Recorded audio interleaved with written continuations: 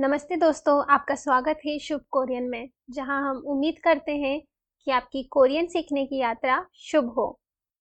इसके पहले वाले अध्याय में हमने 6 मूल स्वर सीखे थे।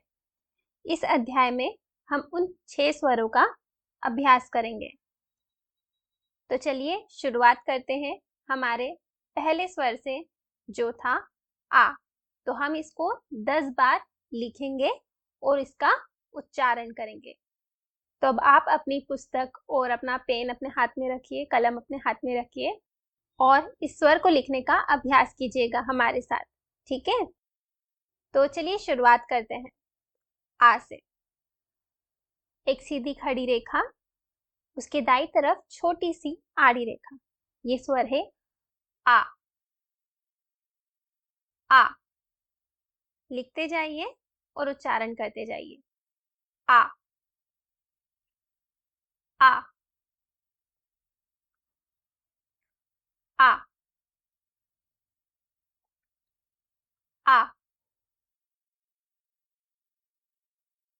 आ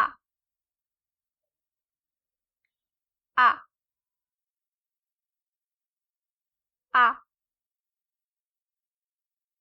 आ आ आ। उम्मीद करती हूँ अब आपको ये स्वर याद हो गया होगा। अब हम दूसरे स्वर पे जाते हैं, जो है ओ। तो इसको लिखिएगा। पहले एक छोटी सी आड़ी रेखा बनाइए और उसकी दाईं तरफ एक लंबी सी खड़ी रेखा बनाइए, ठीक है? तो अब हम इसका अभ्यास चालू करते हैं। ओ ओ ओ ओ ओ ओ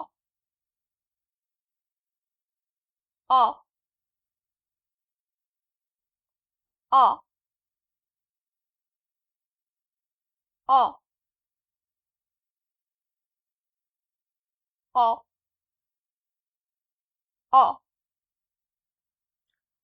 ओ ओ ओ ओ ओ ओ।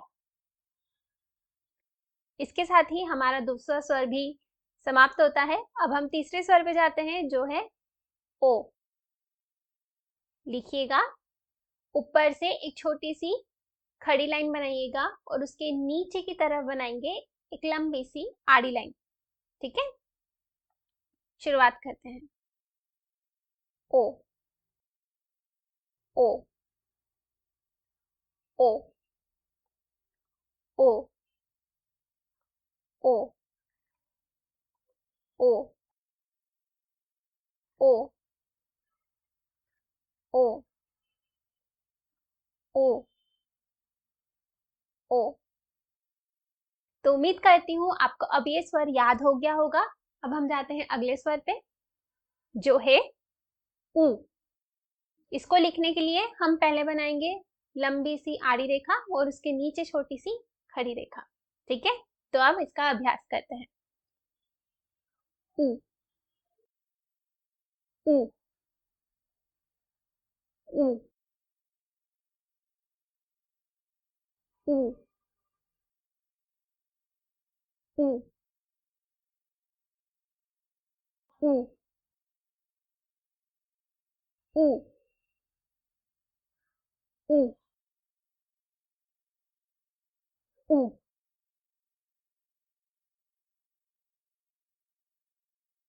बहुत अच्छे। अभी तक हमने 4 स्वरों का अभ्यास कर लिया है। अब हमारे बच्चे सिर्फ 2 स्वर, जो बहुत आसान है। तो पहला स्वर हम करने वाले हैं ई। ई के लिए हमें बनानी है एक सादी सी खड़ी रेखा, ठीक है? तो इसकी शुरुआत करते हैं। ई ई ई ई ई ई ई ई ई ई। बहुत अच्छे। अभी तक हमने 5 स्वर कर लिया। अब ये हमारा आखिरी स्वर है इस अध्याय के लिए, जो है उ। अगर आपको अभी तक इस स्वर में कठिनाई हो रही है तो हम फिर से समझते हैं इसको कहना कैसे है। अ बोलना है पर उसको मुंह से बाहर नहीं निकालना है, उसको अंदर ही बोलना है। अपने होठ को ऐसे चपटा कीजिए। बोलने के लिए बोलने के लिए ऐसे करिए, बनाइए होठ को ऐसे ठीक है। अब उसको थोड़ा सा ऐसे पीछे ले जाइए, दोनों होठों को पीछे ले जाइए। उ उ ठीक है। अब इसको लिखने का प्रयास करते हैं, जो बहुत ही आसान है। आपको एक लंबी सी आड़ी रेखा बनानी है, ठीक है। तो चलिए अभ्यास करते हैं। उ उ उ उ उ उ उ उ उ उ बहुत अच्छे। तो इसी के साथ हमारे 6 स्वरों का अभ्यास खत्म होता है। तो उम्मीद करती हूँ अब आपको ये स्वर याद रहेंगे, ठीक है। आप अपनी तरफ से भी और प्रैक्टिस और अभ्यास कर सकते हैं। तो जी हाँ, उम्मीद करती हूँ आपसे अगले अध्याय में मुलाकात होगी। अगले अध्याय में हम बाकी के 4 स्वर और करेंगे। जो मूल स्वर में हमने देखे थे कि 10 स्वर हैं, उसमें से हमने 6 करे हैं। हमारे 10 स्वर बाकी 4 स्वर बाकी हैं। तो अब हम अगले अध्याय में उन 4 स्वरों को सीखेंगे, ठीक है। अगर आप इसी तरह हमारे साथ कोरियन सीखते रहना चाहते हैं तो कृपया वीडियो को लाइक करें, सब्सक्राइब करें चैनल को, और अगर आपको कोई भी प्रश्न है या सुझाव है तो उसको कमेंट बॉक्स में लिखिएगा, ठीक है। तो उम्मीद करते हैं आपसे अगले अध्याय में मुलाकात होगी। तब तक के लिए धन्यवाद।